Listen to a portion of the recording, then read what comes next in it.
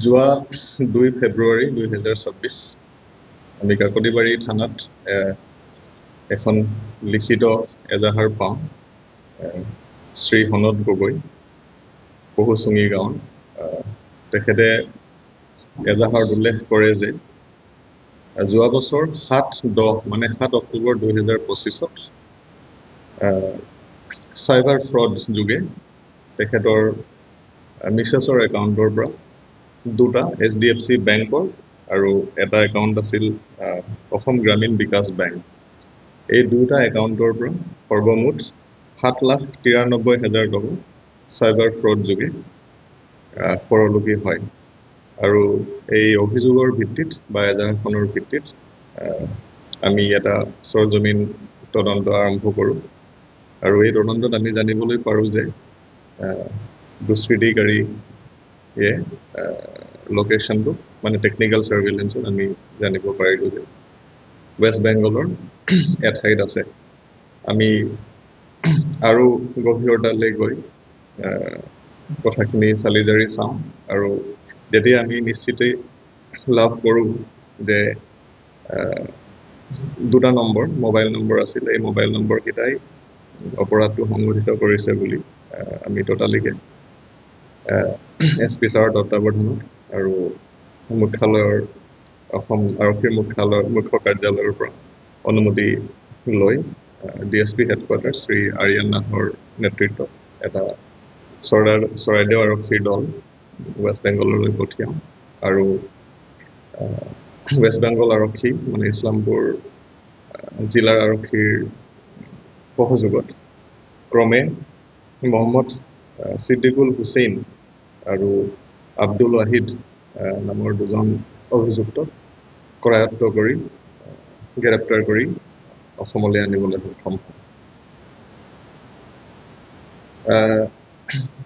তাৰ পৰা আমি ট্ৰানজিট ৰিমাণ্ড 8 তাৰিখে পাইছিলোঁ আৰু দুদিন সময় লাগিল আহি পাওঁতে কালি আমি অনাৰেবল কোৰ্টত প্ৰডিউচ কৰি পুলিচ ৰিমাণ্ডত লৈছোঁ আৰু তদন্ত ইতিমধ্যে আমাৰ আগবাঢ়িছে আৰু বেছ কিছু দিশ আছে এইকাৰণে আমি পৰৱৰ্তী সময়ত হয়তো সবিশেষ আৰু যদি কিবা আছে এই কেছটোৰ সন্দৰ্ভত আমি জানিব পাৰোঁ সেইখিনি আমি চেষ্টা কৰি আছোঁ ইতিমধ্যে মই ব্যক্তিগতভাৱেও দুজন অভিযুক্তৰ লগত কথা পাতিছোঁ আৰু আশা কৰিছোঁ যে আমি যিখিনি ধন হৰলকি হৈছিল সেইখিনি ৰিকভাৰ কৰিবলৈ সক্ষম হ'ম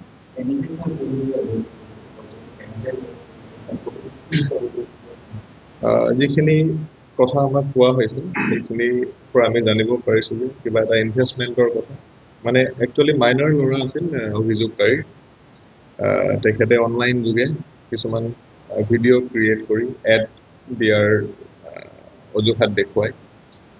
এই একাউণ্টৰ পৰা সিটো একাউণ্টলৈ মানে অপৰাধী অভিযুক্তৰ একাউণ্টলৈ পইচা ট্ৰান্সফাৰ হৈছিল আৰু পিছত তেওঁলোকৰ যোগাযোগ বিচ্ছিন্ন হয় আৰু পিছত আমি মাক দেউতাকে যেতিয়া গম পালে যে তেওঁলোকৰ একাউণ্টৰ পৰা ইমানখিনি পইচা ওলাই গৈছে আৰু ল'ৰাজনো অকণমান চিন্তিত হ'ল আৰু তেওঁলোকে পিছত চাইবাৰ ক্ৰাইম পৰ্টেলতো দিলে আৰু লিখিত এটা অভিযোগ কাকতিবাৰী থানাত দিলে আৰু সেই সন্দৰ্ভতে আমি তদন্তটো আগবঢ়াই নিছিলোঁ সেইখিনি আমি পৰৱৰ্তী সময়ত গম পাওঁ আমি তেওঁলোকক কালি ৰিমাণ্ডত পাইছোঁ আৰু যিহেতু আমাৰ হাতত আছে কিছুদিন সোধা পোছাৰ সময়ত আমি এইখিনি কথাও উলিয়াবলৈ চেষ্টা কৰিম ৱেষ্ট বেংগল দিনাজপুৰ হয়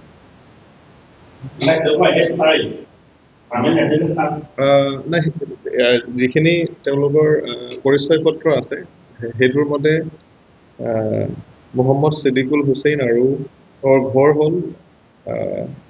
চাচপৰা PO হাৰ্দিগঞ্জ PS হাঁচিদেৱা ডিষ্ট্ৰিক্ট দাৰ্জিলিং প্ৰথম অভিযুক্ত তৃতীয়জনো তাৰেই কিন্তু তেওঁলোকক আমি উত্তৰ দিনাজপুৰ ৱেষ্ট বেংগলৰ পৰাহে গ্ৰেপ্তাৰ কৰিবলৈ সক্ষম আমি তেওঁলোকক সহজ নাছিল ট্ৰেক কৰি আছিলোঁ প্ৰথম দিনাটো আমি সফল নহ'লোঁ কাৰণ তেওঁলোকক যোনটো ঠাইত আমি পাইছিলোঁ টেকনিকেল ছাৰ্ভেইলেঞ্চত সেই ঠাইৰ পৰা তেওঁলোক ঠাই সলনি কৰিছিল আৰু প্ৰায় বিহাৰ সীমান্তত